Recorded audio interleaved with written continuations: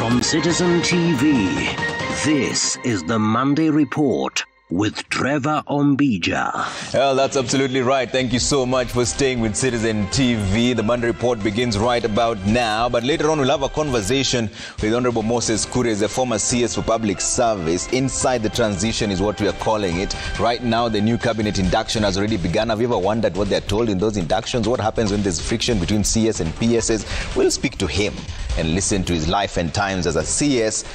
Any life lessons? And any regrets, if any. But send in your questions at Trevor Ombija at Citizen TV Kenya. Use the hashtag Monday Report. That conversation coming up in just a bit. But first, our top stories tonight.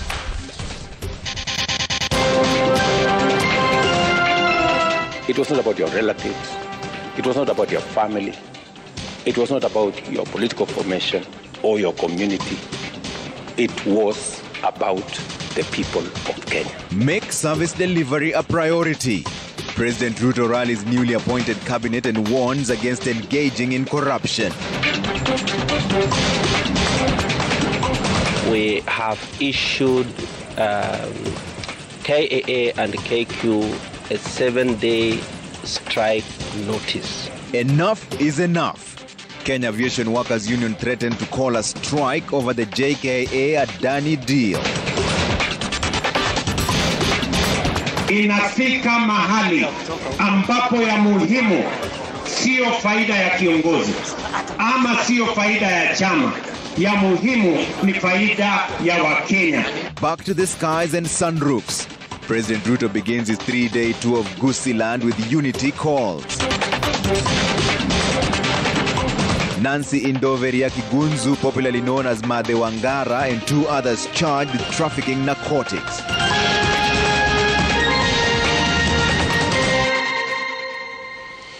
Well, thank you so much for tuning in. Our sign language interpreter tonight is Njoki Shege. So President William Ruto has tonight outlined a to-do list for his new cabinet, emphasizing on service delivery and warning against any form of corruption. The president, who hosted his new team together with principal secretaries to a breakfast at State House right here in Nairobi, told them to work for Kenyans and not their friends, families or political formations. Stephen Leto has more. Monday morning, and President William Ruto hosted his new cabinet together with their principal secretaries to a breakfast. During the session at State House, Nairobi, President Ruto received briefs from each ministry as the PSS inducted their new bosses to their dockets, while reminding the new executive team of the country's anger, which sparked off a month-long protest, the president directing them to uphold the highest standards of public service. When you took your oath of office,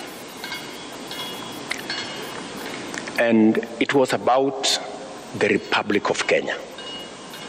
It was about the people of Kenya. It was not about your friends. It was not about your relatives. It was not about your family. It was not about your political formation or your community. It was about the people of Kenya. Please, let's keep it there. The cabinet that was dissolved following the Gen Z-led protest came under sharp focus and criticism of how they handled their docket and how they presented themselves before the public. President Ruto calling on the new team to focus on service delivery and not personal satisfaction. Make the people of Kenya your first and only priority. And don't allow personal issues to come in the way of your duty. Friends, I will repeat it again. Let us make the people of Kenya our first and only priority. It will make us go very far. And finally, Your Excellency, is just to encourage everybody to love one another and to appreciate each other. You know, when I look, I find Hassan Joho in the same cabinet with me, and Opio and I, and John Badi. I appreciate that Kenya is great, and we must all learn to live with each other because you never know about tomorrow. From State House, the members of the cabinet went straight to the International Peace Support Training Center for an induction chaired by Head of Public Service Felix Kosgei. Kosgei told the new team to get down to work and prioritize war on corruption in their respective ministries. We want to see accountability. We want to ensure that there is no wastage of government resources. We want to ensure that each and every cabinet secretary becomes a champion of fighting corruption in their respective ministries, and principal secretaries also becomes a champion of fighting corruption in their respective state departments. The cabinet was also directed to implement austerity measures outlined by the president. Stephen Leto, Citizen TV. The new National Treasury Cabinet Secretary John Mbadi has announced that the government will reintroduce non-contentious clauses in the withdrawn finance bill to salvage the country's economic prospects. While taking over the docket from his predecessor, Professor Njuguna Ndung'u, Mbadi stressed the need to revisit key provisions to lift the country from the current financial woes occasioned by continued dwindling in revenue streams. While assuming the environment docket, Adan Duale pledged to take from the point the late Minister John Mishuki in cleaning Nairobi River. Our reporter Melita Oletenges has more. It was a moment of passing the baton at the Ministry of Treasury on Monday as the outgoing CS, Professor Njuguna Ndung'u, handed over to the incoming CS, John Mbadi. Njuguna Ndung'u, who served at the docket for 22 months, reflecting on his time at the helm of the ministry, which was rocked by turbulence towards the end of his tenure, as politics of the Finance Bill 2024 led to his dismissal by President William Ruto. Some of us don't retire. We change clients. This is the time to change clients. Ndung'u highlighted the reduction of food prices, the G2G petroleum product purchases that reduced fuel prices as some of his achievements. He, however, admitted that the ministry struggled to sustain stability in the economy. So what we hear is actually not high cost of living or even taxation. It's actually poverty that has hit the country so hard after so many layers of negative shocks. Outlining his strategy, the new CS, John Mbadi, hinted to reintroducing non-contentious clauses in the Finance Bill 2024. Mbadi says he will also implement cost-cutting measures, particularly the integration of payroll systems from state departments to IFMIS to do away with ghost workers. To seal loopholes through which public funds are lost, Mbadi also promises to tighten procurement processes, which he says have been used by cartels to squander public resources. So anyone who is standing on the way of that reform, please give way. I just want to put it that way, that person must give way. Please allow Kenya to move forward. While acknowledging the confusion on tax collection occasioned by the Court of Appeal ruling that the Finance Act 2023 is unconstitutional and rejection by the Supreme Court to issue a stay order, the CS remains hopeful the matter will be resolved soon. Revenue of 2022, which should have been revenue used for 2022-2023 financial year. So we've gone back almost 2 years back. I have some work to do now here. Meanwhile, Soipan Tuya and Aden Duale swapped and assumed their dockets at the Ministry of Defense and Environment respectively. Soipan Tuya handed over to Aden Duale at the Ministry of Environment offices in Nairobi, while Duale handed over to Soipan at the Defense headquarters. Duale reading a riot act to those behind Nairobi River pollution. We will enforce all the NEMA laws. We will restore Nairobi rivers.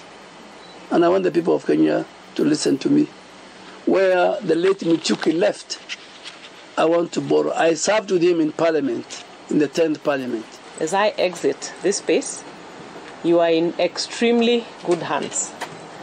And to congratulate you, my brother, for coming on board. It just happens that our main stakeholders in the 15 billion tree growing program was the KDF.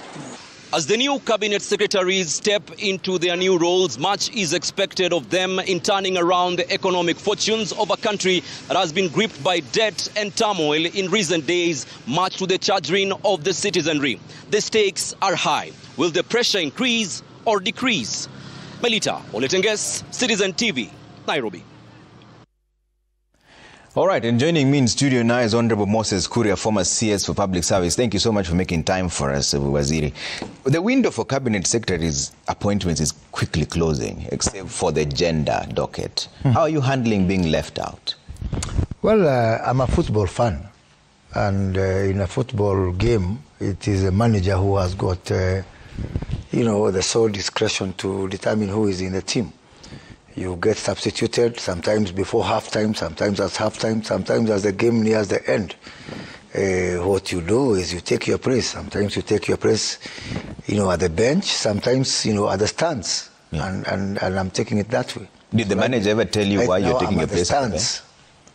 Did the manager ever tell you why you're taking your place at the stands? No, he didn't. And I don't think he's obligated to. Why do you think you've been relegated? Well, the manager is a very well-articulated person whom you can invite to this studio. Why do you think? I asked you. I don't think. You don't know why you were left out? I don't know. I don't think. I don't want to waste my time there. I don't want to waste my mental resources, trying to do some guesswork, especially for things which I think, are the sole discretion of the appointing authority. Does it bother you, though? It doesn't bother me, because what would bother me, Trevor, is if I felt that my consciousness, that there's something I would have done within my two dockets. Remember, I served in two dockets, one of them for 11 months and the other one for 10 months. If I felt that there's something I couldn't do that I have done that I did, but at a time when I have left with my my head high, I consider myself to have had a very checkered, career within the two dockets. That sort of gives me some relief, knowing that, and especially, let me go to my first ministry, that if you look at the work that I did at the Ministry of Trade, Investment, Trade and Industry, it's a question of time before everybody starts seeing the work. It's well documented, it is out there. And the most important thing, it's like a growing pregnancy. At some point, you cannot hide it, So, because very soon, my work will become palpable and visible, to this nation. Okay. I just felt like, wait a minute, what about people who they have not that opportunity, for people, Kenyans, to come and realize what they did. Mm-hmm. So I said, from the stands, where I'm sitting now, from the terraces, is a good time to observe and to watch. Okay. And most important thing is that I remain a very patriotic Kenyan. Yeah. I remain one person who is really very concerned about the future of this country. So I have taken it in my stride. Is this a thankless job? It depends on who to thank you.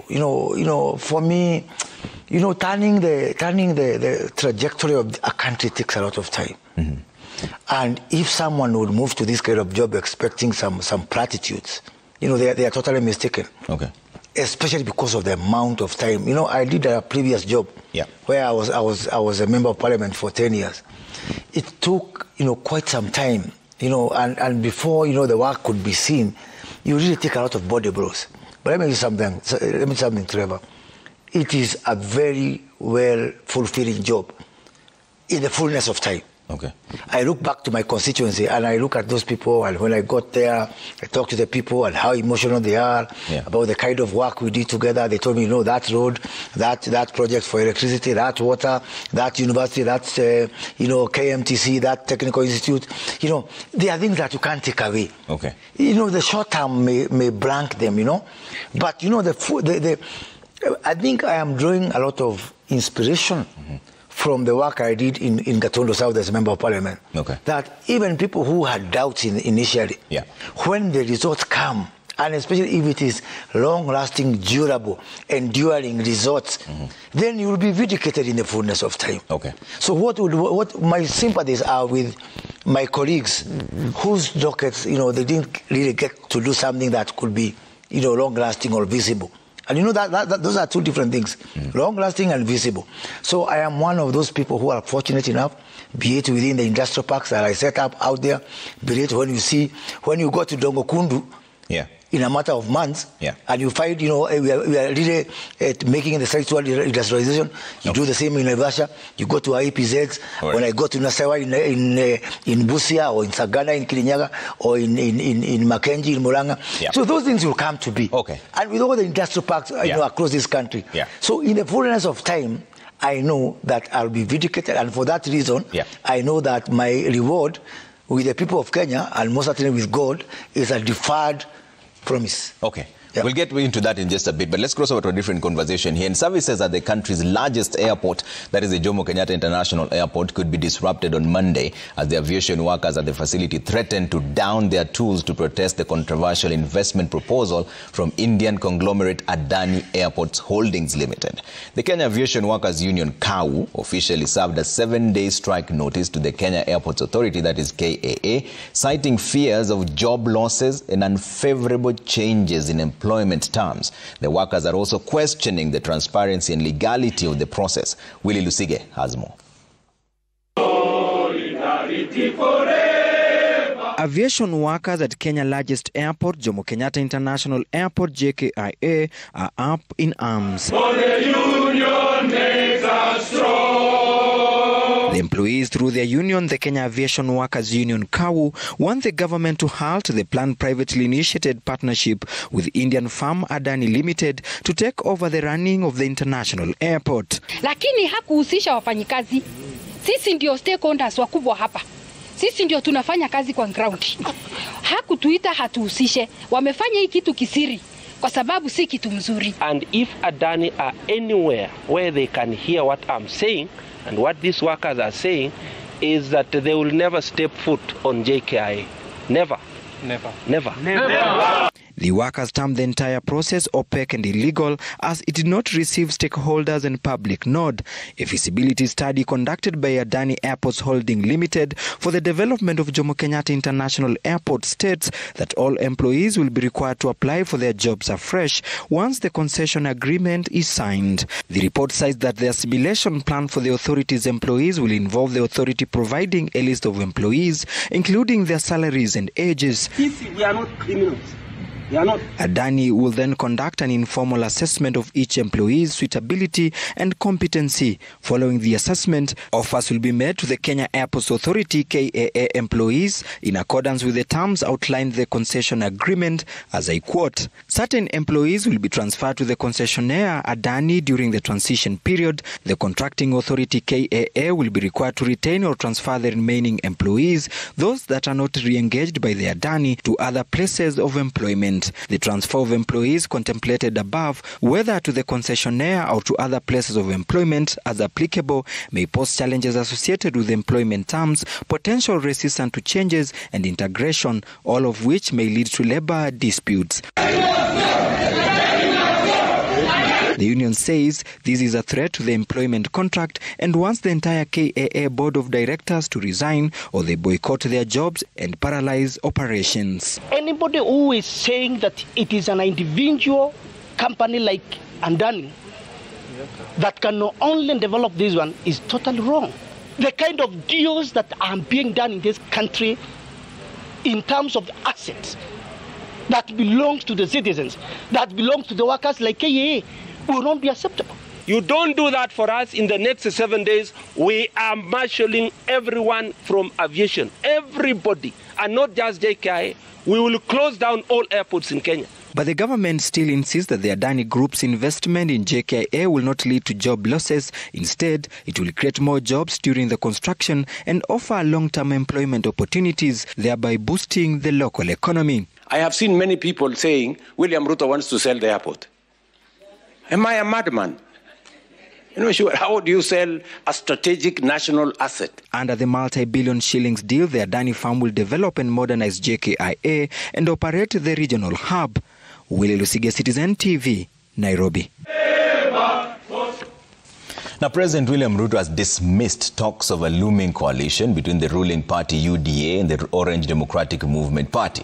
Speaking at the commencement of a 3-day development tour of the Gusii region on Monday, the president indicated that the decision to join forces with ODM party leader Raila Odinga was informed by the need to propel the country forward and address the issues causing the high cost of living. Laura Otieno now reports on the first day of the president's tour that saw him defend his foreign travels, which he said are for the sake of development. President William Ruto's entourage today made its way to Nyamira County as the head of state began his 3-day development tour of the vast Gusii region.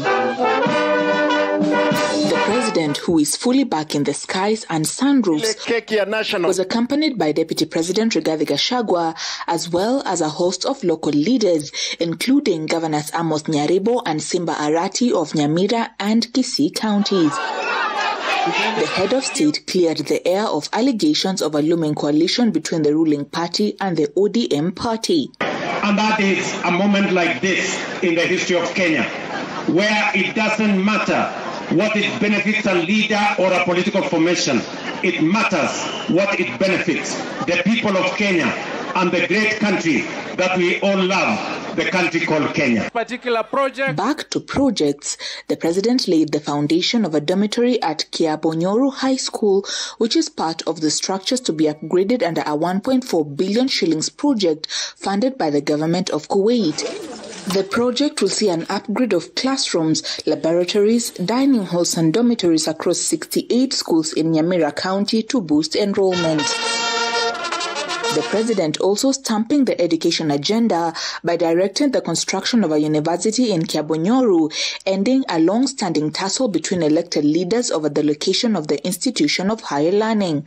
Tunataka kuhakikisha kwamba watoto wa Kenya, wakiwemo katikati watoto wa Nyamira, wanapata nafasi nzuri ya kusoma wakiwa na vifaa ya kutosha, ndio tukiajiri walimu zaidi vile tunaenda kuajiri baadaye mwakani. Tutaajiri walimu wengine 20,000 ambao watatusaidia kufundisha watoto wetu wa Kenya. Local leaders took the opportunity to solicit for development projects, even as the head of state underscored the importance of his foreign travels that he had put on hold for nearly a month at the height of the anti-government protests. Niuliza umeenda Ufaransa kufanya nini? Wengine wananiambia umeenda Brussels kufanya nini? Sasa nimekuja hapa kuwajibu. Nilienda Brussels, nikaenda kule Paris. Ile matokeo yake tuko hapa Kisii na shilingi bilioni 2 ya kuunganisha watu 31,000 wapya hapa Kisii kwa huduma ya stima. Tukianza hapa tunaanza Mnyangeni. The president's tour continues on Tuesday, where he is expected to launch the construction of a 3.4 billion shillings Kisii Cancer Center. Laura Otieno, Citizen TV. Now, officers from the Directorate of Criminal Investigations have taken over investigations into the Eldoret Forex scam, which saw investors lose millions of shillings in investment. The DCI officers have launched fresh investigations into the Forex scandal, even as victims of the scheme held demonstrations in Eldoret town, demanding for the prosecution of the mastermind, Ambrose Makech Abuti, who they lament remains at large. Mary Mwoki has more.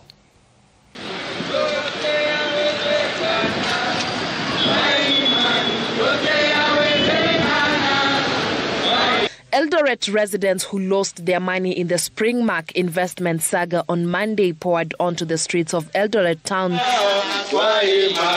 to protest over what they termed as police indifference in prosecuting the matter.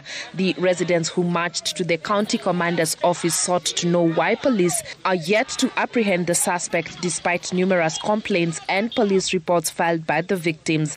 The victims accused the police of colluding with the suspect to deny them justice. Patesa 1.4 million na mpaka saa hii sijapata chochote na natumai nirudishiwe sababu watoto wako nyumbani. Kile ambacho tunaomba serikali katusaidie tukapate pesa zetu. tunahangaika, tunateseka. Tunapokuja mahali hapa tukifaili, wanatupea OP wakisema ya kwamba wanamtafuta. But at the same time vile nataka kuonya wananchi ya Wasingishu ya kwamba when the deal is so good, think twice. Ni hakikisha your case iko kwa safe hands. Itachunguzwa. Zile statement kama ulikuwa umeandika statement zitatumika. At the same time, the officers, when you undertake over the case, work within. The residents claim that some senior police officers and an unnamed influential figure in government are meddling in the case and helping the suspect escape from police custody whenever he's arrested. Uasin Gishu County Police Commander Benjamin Mwandi, however, says the case has been taken over by DCI officers from Nairobi who are still conducting investigations into the forex scam that saw investors reportedly lose millions of shillings. Mwandi says investigators are closing in on the suspects and urged their aggrieved residents to let the law run its course. Na watu ambao nataka nitaje ambao walisaidia Ambrose kutoka kwa sel ama kumtoa. Huyu mtu anapiga simu hapa, ndiye anapigia maskari wetu hapa kuwapigia simu na ndeteni kuficha huyu jamaa. Eldoret inaenda kuwa city tuliannounce kuwa ya Waragai. Case sasa inakuwa taken over. Kuanzia last week tuko na officers from DCI headquarters ambaye wana take over the case waichunguze from Tarbo, DCI Tarbo sub county. But I'm sure haitachukua muda. The residents have vowed to hold demonstrations in Eldoret town every Monday until the culprit Ambrose Makecha Buti and his accomplices are apprehended. The Eldoret-based proprietor of Springmark Investment is said to have duped unsuspecting investors into believing that he could help them grow their money before disappearing into thin air with their deposits running into hundreds of millions of shillings. Mary Mwoki, Citizen TV. Well, Nancy Indoveria Kigunzu, also known as Madhe Wangara, and two other suspects have pleaded not guilty to charges of trafficking narcotic drugs and conspiracy to traffic narcotic drugs. Kigunzu, David Ochieng and Christopher Ochieng were charged at the JKIA law courts after they were allegedly found in possession of 189 kilograms of cannabis with a market value of 5.6 million shillings at Georgina Apartments in Juja, that's in Kiambu County. The three suspects will remain in custody for the next 7 days before the court rules on their bail application after considering a report by the probation officer. Close to a year after she was arrested for allegedly trafficking narcotic drugs, Nancy Kigunzu, also known as Madhe Wangara, was back at JKIA law courts.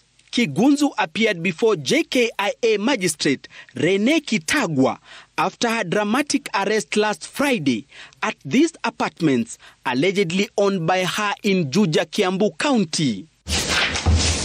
Madhe Wangara was arrested alongside David Ochieng and Christopher Ochieng after they were allegedly found in possession of 189 kilograms of cannabis with a market value of 5.6 million shillings. The three suspects have denied the charges of trafficking narcotic drugs and conspiracy to traffic narcotic drugs. The suspects, through their lawyers Sophie Nekesa for Kigunzu and Moses Dagaye for David and Christopher, filed an application to be released on cash bail. The prosecution has opposed the release of the suspects on cash bail on grounds that Kigunzu is a repeat offender and that the suspects are a flight risk. The court has directed the probation officer to avail a report on August 19th before the court rules on whether the three will be granted bail or they will remain in police custody until the case is heard and determined. For the court admin, you bring the file to the attention of the probation officers so that they can act and provide reports within the days that are given. Madhe Wangara arrest comes just 8 months after she was released on a 1 million shillings cash bail after she was allegedly found in possession of 100 kilograms of bang and over 13 million shillings cash stashed in sacks in Ngara. Before her release, Kigunzu had stayed in custody for 5 months after being denied bail on grounds that she was a flight risk and her past alleged involvement in drug trafficking.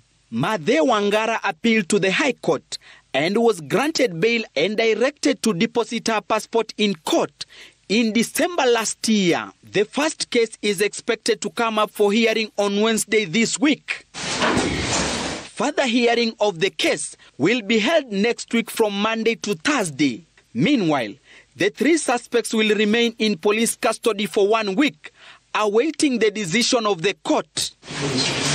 Gatete Njoroge, Citizen TV. All right, on that note, we're taking a quick break here on Monday Report. When we come back, still have a lot more lined up for you, including a conversation with the former CS for Public Service, Honorable Moses Kuria. Will be back with us here. You can send in your questions at Trevor Mbija at Citizen TV Kenya. Use the hashtag Monday Report. See you in just a bit.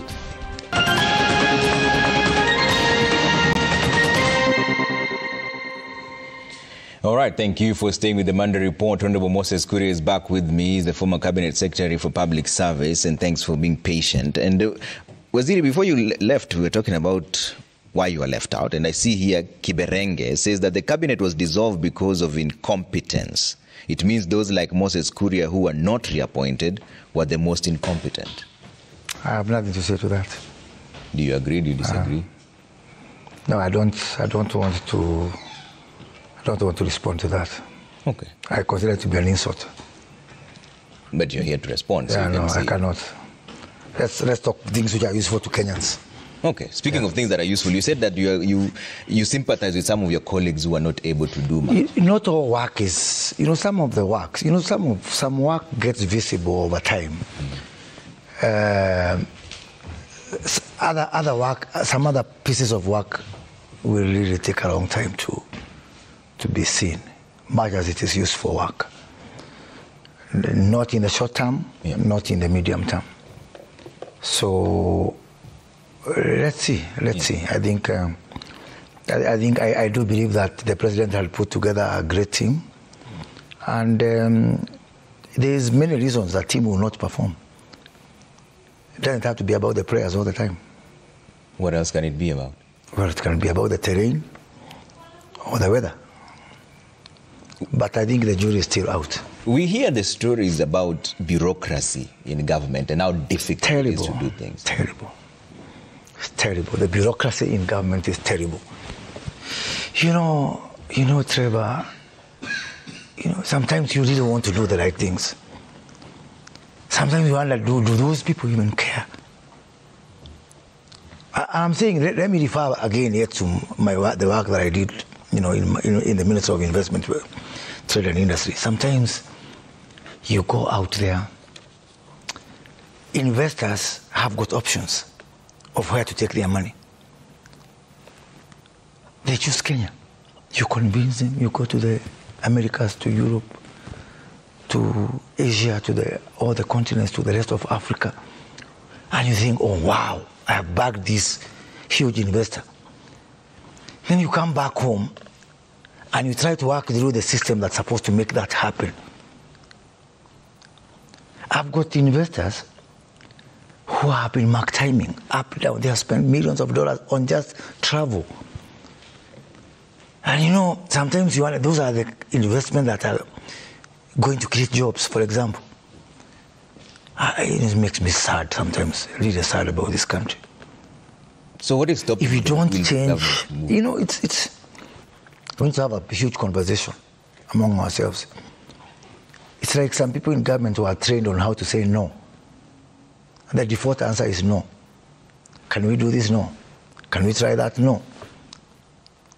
Sometimes you wonder, is it because they don't love the country or something like that?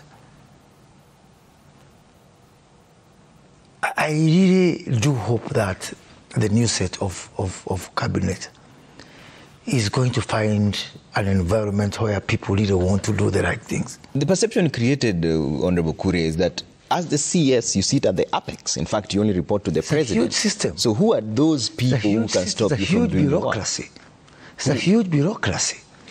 It will take time. It will take time. And I really, especially on public servants. I remember in my last job, I was also in charge of public service. It's a huge, huge problem. And I think that people who are fortunate, because I call it an honor, a privilege, to work for the public, they really need to have some introspection. Because on one hand, our problems are urgent. You know, the issues, for example, the issues raised by Gen Zs, the jobs issues, you know, having some functional economy. They are urgent, they can't wait.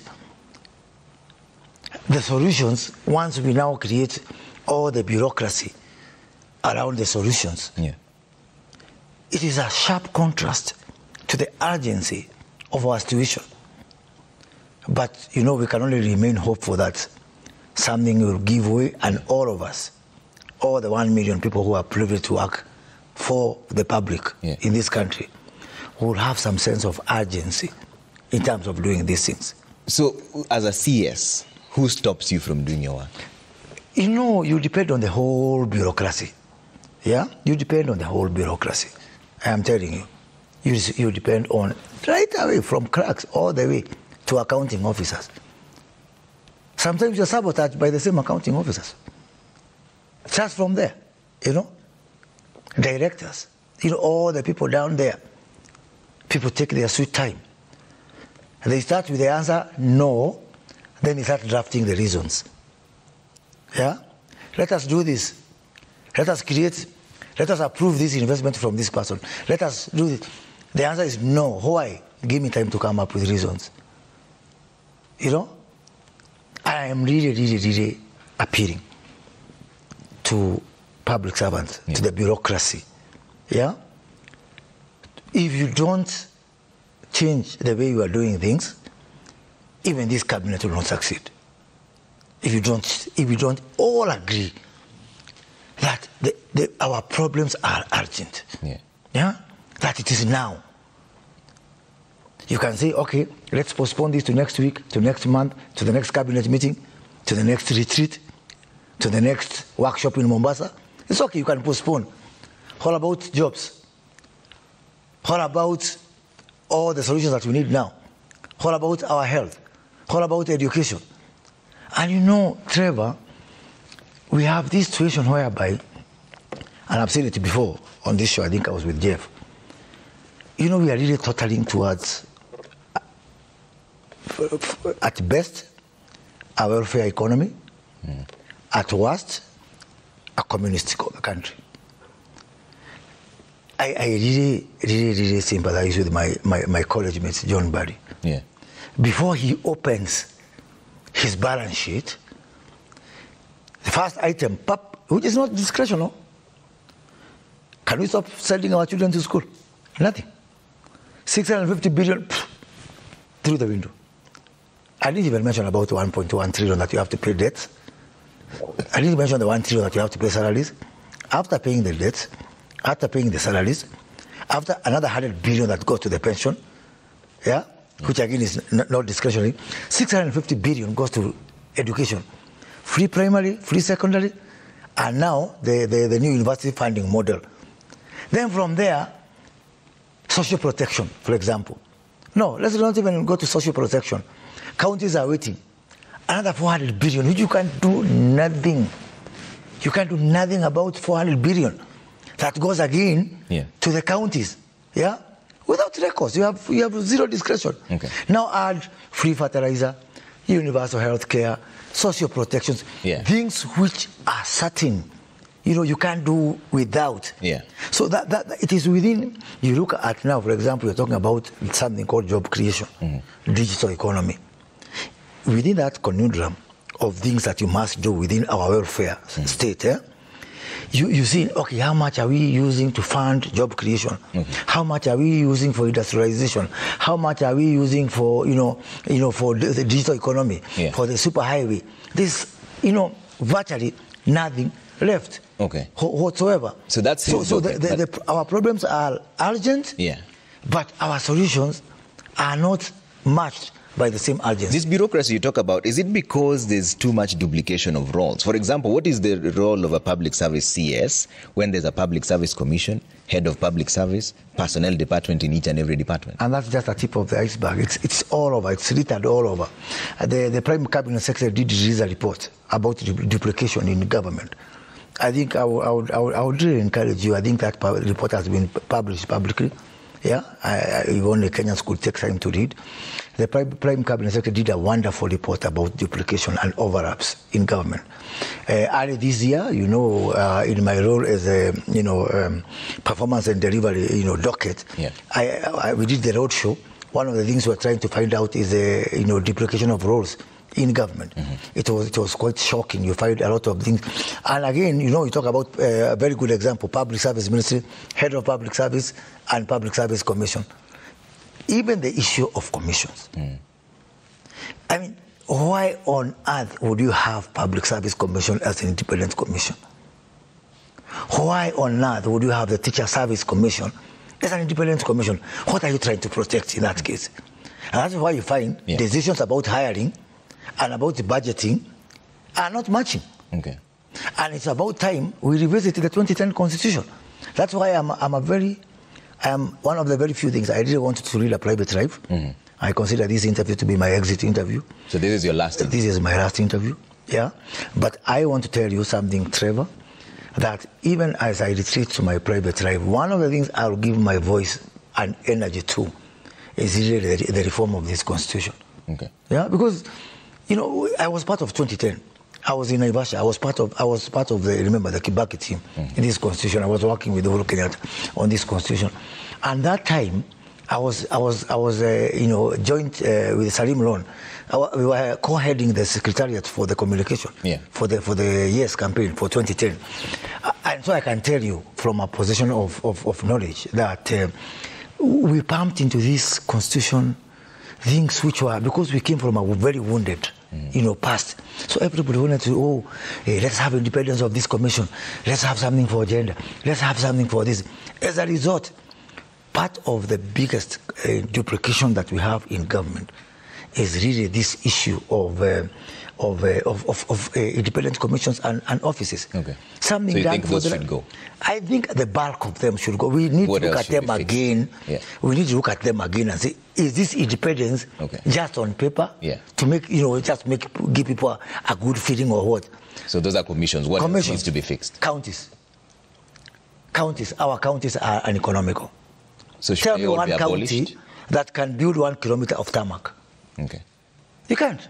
To get 40 million to build 1 kilometer, 40 million of tarmac, they can't. So you want them all abolished? And that's why even you have corruption in the counties. Why? Because we have got money that seems to be so much that can't do anything meaningful. So that becomes an encouragement, an inducement for corruption. So should they be reduced or abolished? I think we need to go to regions, as was envisaged in the Bomas draft. Yeah. So how many regions? Well, I personally think we can do with around 11 regions. I had a meeting last week with someone who I know shares the same position with me. 11. The Right Honorable Raila Odinga. We had a meeting last week to discuss this issue, just to exchange views, because we've come from far on this issue of constitution with him. And he thinks that we should go to 16. I think 11. I think that is a healthy debate we need to have. Ask yourself, is it okay to continue having these unviable, non-feasible, units where you have money that seems to be so much, and that is not, it can't be used for anything, that is meaningful. Okay. So that becomes an inducement for corruption, Okay. So commissions, cut down counties. I think counties. What next? I think counties. We need to look at the counties. Okay. We need to look at the commissions. Okay. Now, the most important point. Yeah. In Moi's time, with Jaramogi, we were calling it cooperation. Yeah? And then Raila Odinga, after the death of his father, took over with the cooperation, came to coalition government. Now, grand coalition government came Uhuru Kenyatta, handshake. Now we have broad-based. What we are doing, Trevor, we are just taking Panadol in place of a surgery. There's a story coming up. We can't. It so can't what do we need to amputate? It can't be like 28 years since the Moise cooperation with Jaramogi and with Raila Odinga. That there's no story coming up. Are we so daft and so slow not to learn that there's something all this handshake, grand coalition, there's something is telling us that our system of government is not realistic to our situation as a country. So which system should we have? I think we need to have, again, an expanded executive. Okay. Yeah, I know people I've talked about reducing counties on one side, but on the top, we need to expand that so that, if that is the only way, it has shown 28 years. It can't be that Moi was wrong. Okay. It can't be that Kibaki was wrong. It can't be that Uhuru Kenyatta was wrong. It can't be now that William Ruto is wrong. There's a story that's coming up that we are only doing patchwork, giving it baptism names, broad-based, handshake, mukate nusu. Yeah? There must be a story that's coming up that we can now, with some sobriety, that maybe, thanks to William Ruto and, his broad-based, maybe it has given us an opportunity now to institutionalize a working arrangement. I don't want to sit here and prescribe what is that working arrangement. What I want to do is to call out Kenyans to see that the 28 years experiment of what I would call tampered democracy, fitted democracy. Okay. Where we don't have racist kind of democracy. There's a story coming up there. Okay. They have tried it in France. They have got a constitution that is really not the pure form of, like a liberal democracy as we know it. In Lebanon, they even reserve seats for religions and sects. Okay. And I've got Christians, Muslim, Sunni, Shia, all that, sharing some position in a certain formula. So we should have a formula of sharing the top formula position. Of the top position that is cognizant of our situation and why. How come every time we do this patchwork, broad-based, Gen Zs have died, people have died. We are paying a very heavy price, not by money but by blood. Yeah. During the Uhuru time, people died for us to go to handshake. During Kibaki's time, you know what happened? PEV. Do we want to wait for another shedding of blood for us to realize that something is, inherently wrong with our governance system? So I'm waiting to hear your proposal. So we need I don't have a specific proposal, but we have got proposals galore. You've seen them. From Bomas to the National Accord, the one that brought in the Grand Coalition government, that kind of one prime minister, we had, the ill-fated BBI. So we have got some reference points, I don't even have to sit here and prescribe which one. But I think if you go back to Bomas, we go back to Kirifi, we go back to, BBI, we go back to, National Accord. There's something you can get from there. There's something you can be able to craft in there that is uniquely Kenyan. Your colleagues are currently undergoing induction as we speak. What does it entail, and will it help in any way? I think, some of them are completely green to government. So I think there's two kinds of inductions. One induction, of course, is what I would call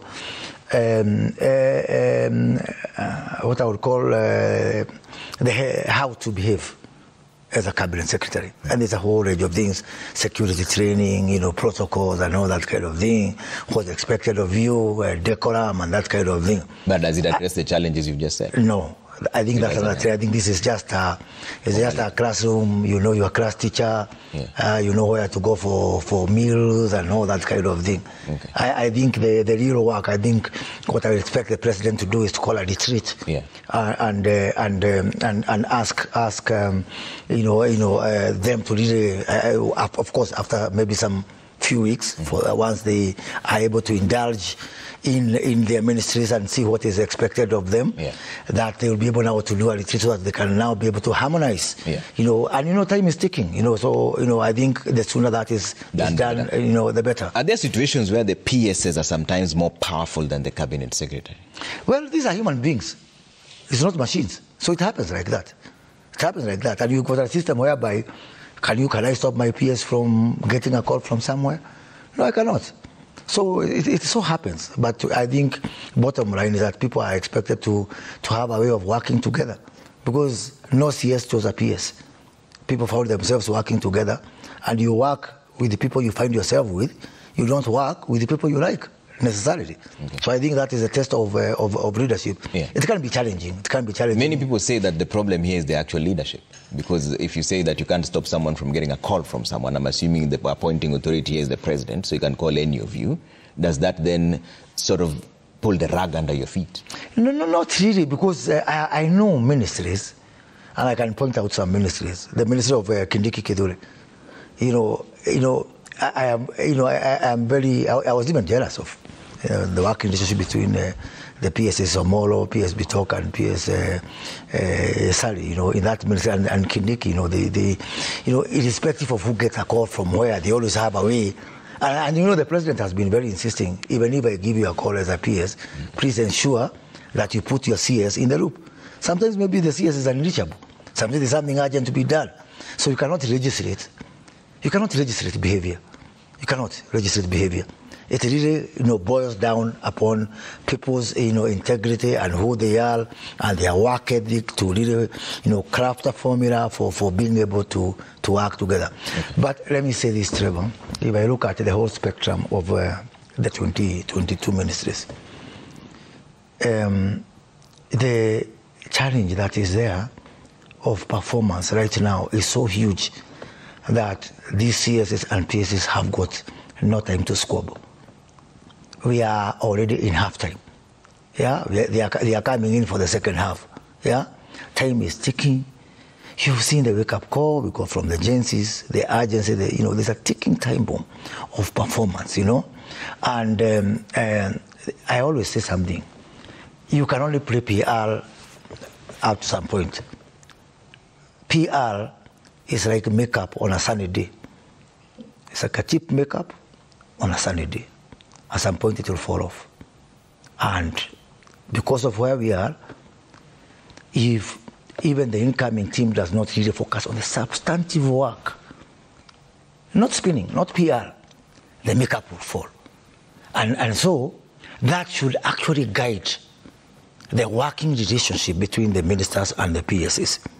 Because they are tied together. They either sing together or they flow together. Maybe in our first half, we had the luxury of time. That luxury of time is not there anymore. People now will be asking John Mbadi about the debts. We have got this huge. I was pleased today when John Mbadi talked about, repairing some or trying to reclaim some parts of the finance bill. I think that's great. Because going back to, now the finance bill that's now ruling this country is Uhuru Kenyatta's finance bill. Can you imagine? Our 23-24, which was our first finance bill, which are the wonderful things which I put in that finance bill, personally. It pains me that this bill has been condemned, and now the 24, which we withdrew. It's not a picnic. Okay. It's not a picnic for people like John Mbadi. Okay. It's certainly not going to be, a picnic for people who are in those sectors. It's not a picnic for our people in agriculture who have to look at our value chains. It's not a picnic for the leader who has taken over at ICT, where really, our digital, ambitions are really just on the starting point. Yeah. There's a lot of, I was in charge of performance and delivery. I've just been going through my deck of what needs to be done by this team. 212 priorities. Okay. Across these ministries, 212 priorities. For us to do what we promised, to deliver to the people of this country. Okay. So it's urgent. Yeah. It's not easy. Maybe I hope we get the political dividend of this broad-based. I hope now it's time to support each other when we make difficult decisions. Okay. Yeah? Because this patient is at the surgeon's table. Okay. Surgery must be conducted. In a divided society, it is not easy to take painful decisions. Okay. Let us not waste. Yeah. What would make me, even if I'm out of cabinet, very, very, very gratified and very satisfied, is to see that now, because now we've invited all parties on the table, that even those decisions, for example, civil service reform, when are you going to reduce the wage bill? Okay. Would you reduce the wage bill in normal circumstances where we have got all these divisions in the country? When are we going to cut expenditure? When you try to cut expenditure, people run to the opposition. Now that we are together, I hope we can be able to. Are we going to address this issue of job creation? of whether we are going to turn our country into a dumping site for imports and just giving lip service to exports and manufacturing and all this kind of thing. All these things call for difficult decisions. Okay. And we've been through that. My prayer, my hope is that this project-based government will give the environment required to take difficult decisions that must be taken. Okay. It's not a nice to have. All right. It's an imperative. Waziri, stay with me, and Waziri is gracious enough to stay with us. I'm going for a quick break. When we come back, we'll run through a few more stories and then have a conversation with him. I know there's a lot that you're sending through at Trevor Mbija at Citizen TV Kenya. Use the hashtag Monday Report. We're back in just a bit. Don't go too far.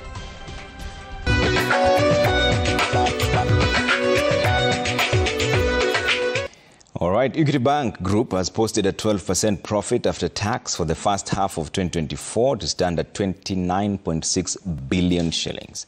The earnings attributed to a growing customer deposit, which stands at 1.3 trillion shillings in the first half.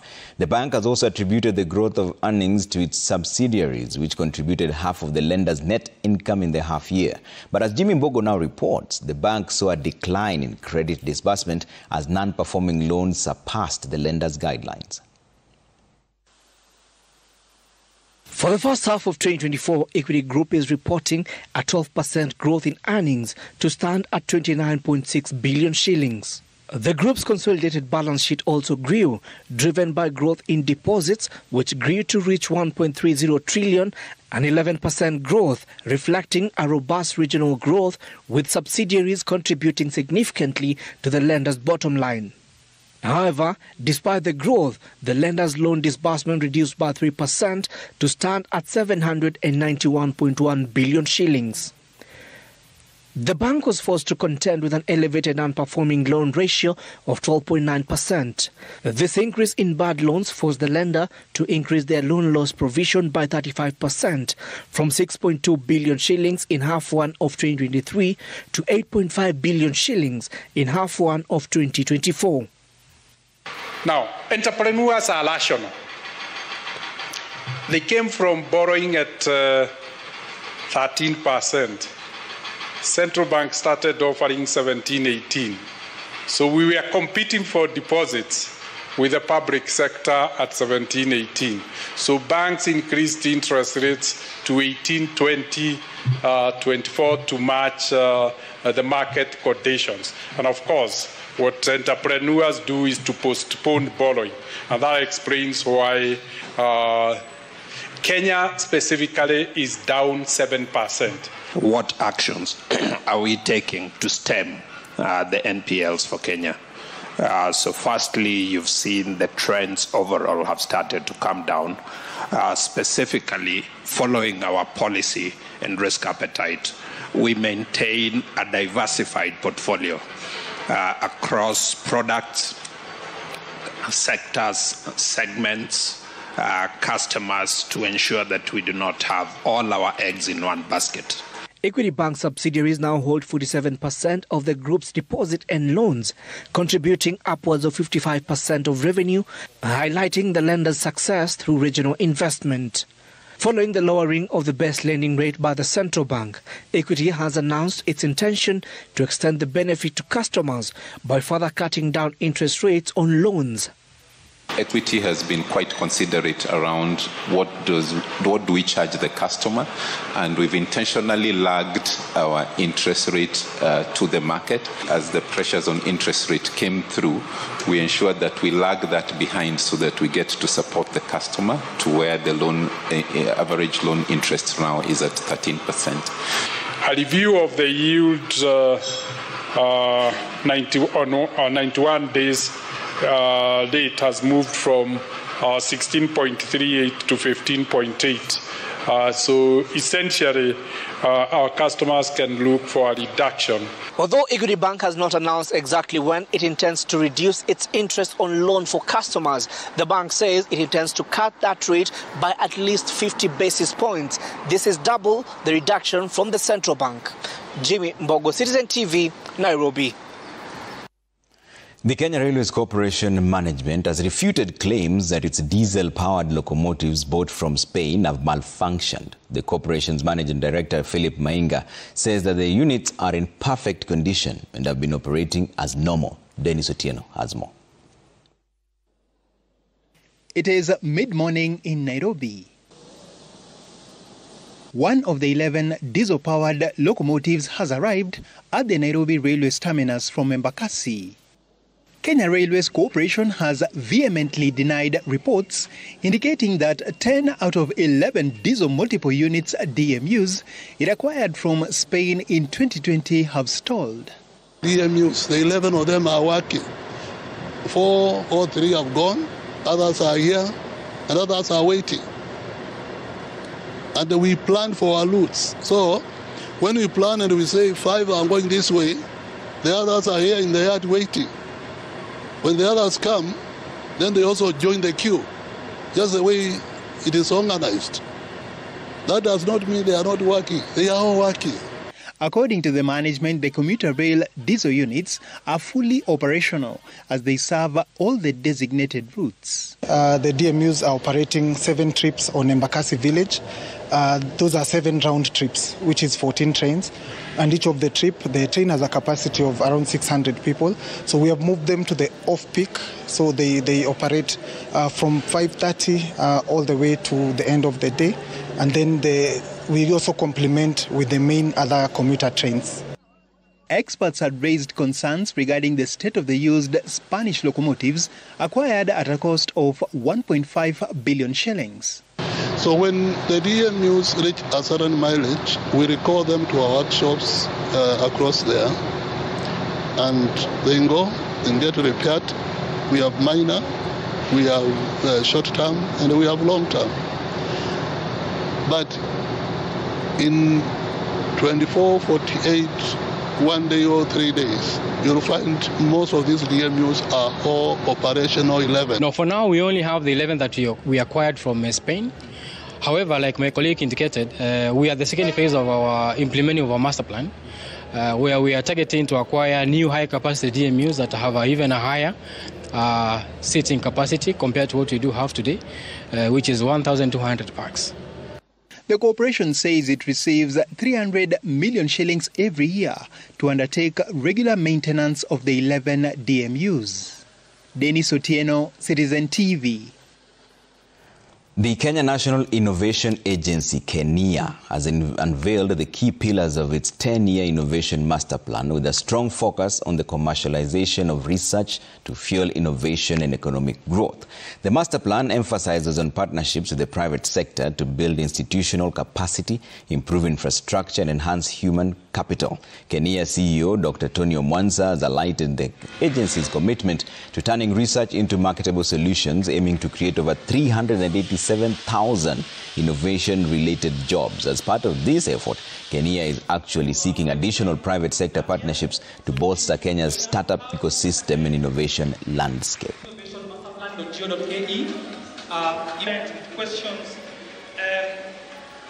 Countries that have succeeded in the areas of innovation and entrepreneurship globally, and they are now the leading countries, they leverage universities. That's one most important. We must understand that the university has a huge pool of students and faculty in a controlled environment, so it is possible to support them in like an incubator. The university itself becomes an incubator. So some of the interventions that we have for them is to improve their policy. For example, what happens when you create something? Does the university own it or the student own it? And what ratio? What kind of resources do you need? What kind of labs do you need? Should be the leadership like? We want to empower innovation, investors and startups in Kenya, and we expect Kenya to coordinate policy measures geared towards improving the environment for individual commercialization innovations. This way, we will be taking a step in the right direction to meet the aspiration of the Kenya 10 years Innovation Master Plan. Now, with enrollment in both primary and secondary schools in Kenya growing every year, demand for learning materials is also increasing. This is the opportunity Steve Otieno saw and started manufacturing school shoes targeting students in Kiambu County and its environs. As Edward Chwea now tells us, Steve is also targeting the general public with his products and is now offering training to those interested in shoemaking.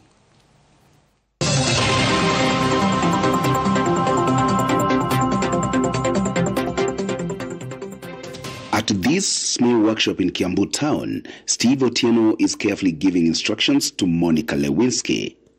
He is training her on how to make shoes.